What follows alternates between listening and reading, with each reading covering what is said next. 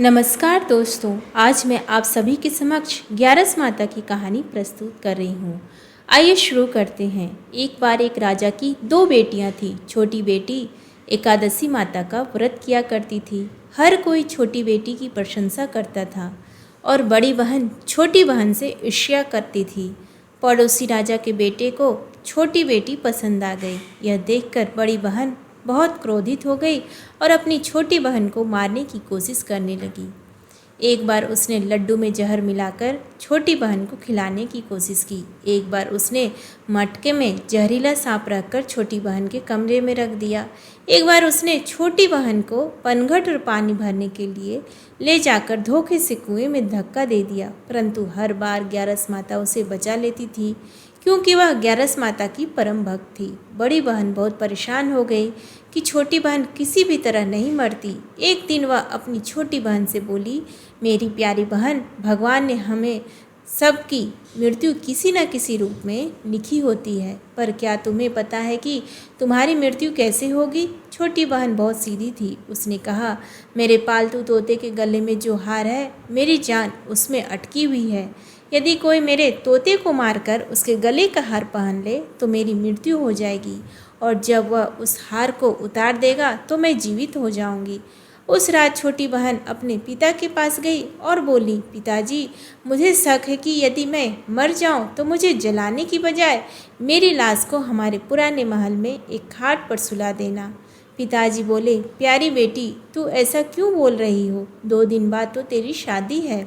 छोटी बेटी बोली, पिताजी, समय का कोई भरोसा नहीं होता। शादी का दिन आ गया। उसी दिन बड़ी बहन को छोटी बहन का तोता मिल गया और उसने उसे मारकर हार खुद पहन लिया। ठीक उसी समय छोटी बहन मूर्छित होकर गिर पड़ी। यह देखकर बारातियों में हलचल मच गई। राजा ने हकीम को बुलवाया, परंतु हकीम ने कहा, राजकुमारी ना तो मरी है और ना ही जिंदा है, यह एक जीवित लाश के समान है। राजा बहुत परेशान हो गए। बड़ी बेटी ने पिता से कहा, पिताजी, मुझे छोटी बहन के मरने का बहुत दुख है, लेकिन इससे भी ज़्यादा दुख इस बात का है कि बारात वापस चली जाएगी और आपकी बदनामी होगी। आप मेरी शादी राजकुमार से करवा दीजिए। राजा को यह बात सही लगी और बड़ी बेटी को छोटी बेटी के कपड़े पहनाकर फेरों में बैठा दिया गया।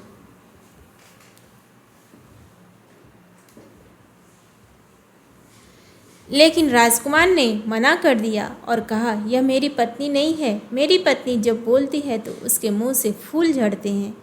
फिर भी सभी ने समझा बुझाकर बड़ी बेटी का विवाह राजकुमार से करवा दिया, लेकिन राजकुमार ना तो उससे बात करते, ना उसका बनाया हुआ खाना खाते। एक दिन राजकुमार घोड़े पर बैठकर कहीं जा रहे थे। घोड़ा अचानक वहीं जाकर रुक गया जहां छोटी बहन की लाश रखी थी। राजकुमार महल के चौकीदार से पूछते हैं, यह कौन है? चौकीदार ने बताया, यह राजा की छोटी बेटी है जो विवाह के दिन बेहोश हो गई थी। राजकुमार समझ गए कि यह उनकी पत्नी है। उन्होंने पूरी रात अपनी पत्नी के पास बिताई। सुबह जब छोटी रानी जीवित हुई तो वह रो पड़ी। राजकुमार ने उससे सारा सच पूछा और उसने बताया कि उसकी बहन ने तोते के गले का हार चुरा लिया था। राजकुमार ने यह जानकर योजना बनाई और अपने बेटे के जरिए बड़ी रानी से हार मांगने को कहा। बड़ी रानी ने अंततः हार दे दिया। जैसे ही छोटी रानी ने वह हार पहना, वह हमेशा के लिए जीवित हो गई। राजकुमार ने सारी सच्चाई राजा को बताई और बड़ी रानी को उसके किए की सजा दी। ग्यारस माता की कृपा से छोटी रानी का उसका अधिकार मिला। सभी ने ग्यारस माता की जय जयकार की। ग्यारस माता की जय।